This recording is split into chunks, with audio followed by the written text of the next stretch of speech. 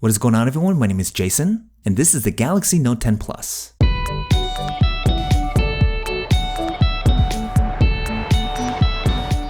So I think it's fair to say that the Samsung Galaxy Note is considered by most to be the poster boy phone for the now overused term flagship phone. Look, this was Samsung's go all out, pull all the stops device that folks knew would be best in class in terms of design and feature rich with all the latest bells and whistles. And in many ways, Samsung nailed it. The Note lineup has not only delivered time and again with its over-the-top promise, but it's also undeniably inspired many other companies with the design of their flagship devices. So much so that the competition within the flagship category has really heated up these days, ironically making it harder and harder for the Galaxy Note to maintain the crown of best in class. Well, in order for me to really put it to the test, I went ahead and picked up the recently released phone, and I've been using it over the past month, all to try and answer this one question. Is the Galaxy Note 10 Plus worth it?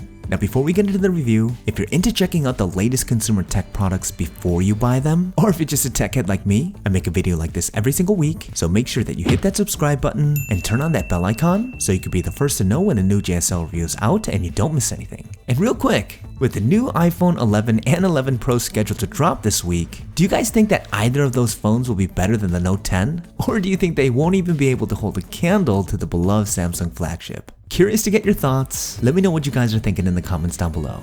That being said, let's talk about the Note 10 Plus. Okay, first let's talk physical design. I'm not one to say this lightly, but I'm gonna jump right into this and say that this is one of the best designed phones I've ever had. And I'm truly impressed every time I have it in my hands. I think the Note was one of the first phones to implement a glass-on-glass body, and the Note 10 Plus represents the ultimate refinement of that design choice. The back panel illuminates the metallic finish of the Aura Black color that I chose to go with, and it's truly gorgeous. And it really increases the masterfully executed sleek yet rugged look. The glass both on the front and back melts seamlessly into the aluminum frame for an ultra comfortable feel in the hand, and the cohesiveness of all the premium materials here from a build perspective is so well done. Pair that with the more mature, sophisticated boxier design with the sharper corners and flat top and bottom, and you have a phone that epitomizes the luxurious look and feel that the Note 10 Plus undoubtedly has. Now to be fair, I will say that in order to truly appreciate the physical design of this phone, you do have to kind of accept that this is going to be a two-handed device. Don't get me wrong, Samsung did a stellar job at making the phone seem smaller than it is with its software, but the Note has always been unapologetically huge, and the 10 Plus is no exception. Plus, Samsung took all the physical buttons and moved them to the left side of the phone. At the beginning, this drove me nuts, but gotta say, I've gotten kinda used to using my middle finger to push the power button now, and I do appreciate the overall cleaner look. But the crowning feature that really ties all the physical design elements together has got to be the Note 10 Plus's display. And man, it's crazy good. It's an extremely immersive display with the curved glass that gently spills over the sides, and the phone virtually has no forehead and chin, so what you have is the closest thing to an all-display device, which I understand is kind of the standard these days, but the sheer size of the Note 10 Plus significantly boosts the wow factor when consuming content. And when it comes to quality, the 3040 by 1440 6.8-inch Quad HD Plus AMOLED display is up there as one of the best. In fact, it would be really hard to argue anyone that says that the Note 10 Plus's display is the best on any smartphone right now. It's crazy bright, the colors are vibrant and accurate, and watching HDR content on this phone is just ridiculous. It's intoxicatingly good, and is without a doubt the best feature of Samsung's elite flagship. Now I know some of you will gripe about the hole punch being there, but you really don't notice it.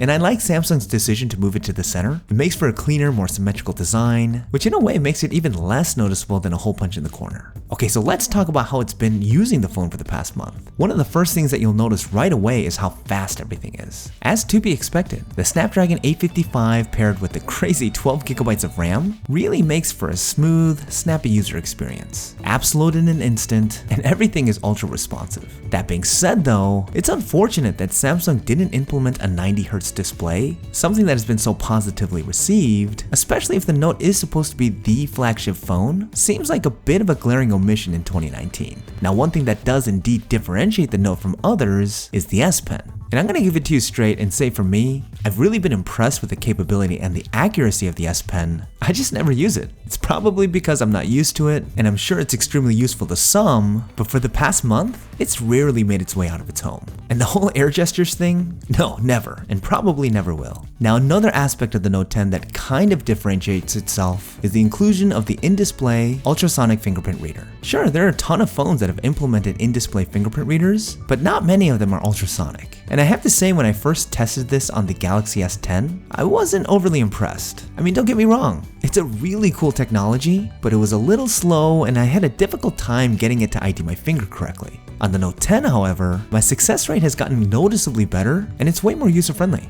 It's still a bit slow and the location of the reader takes some getting used to, but overall, it's been a way better experience having this feature than in the past. So one big thing that I want to talk about is the Note 10 Plus's battery life. It comes with a pretty massive 4300 mAh battery, and dude, it performs like a beast. I can get through the day with ease. Even with this massive display pumping out a lot of content, it's probably the best non-iPhone I've used in terms of standby time, and it's been really reliable. Not only that, the Note 10 Plus charges up crazy fast with the 25-watt charger it comes with, and I can only imagine just how insanely fast it'll charge with the 45-watt charger. It also supports wireless charging and reverse wireless charging, which can come in handy in a pinch, in case you need to charge something up like your wireless headphones or something like that. Overall, the battery life on the Note 10 Plus has been outstanding, and it adds a lot more value to the user experience than one would think. Okay, last, I want to talk about the Note 10's cameras. Let's start with the 10 megapixel front-facing camera. The selfies you can get on the Note 10 are pretty damn good. Images are razor sharp, and there's an incredible amount of detail that you can capture.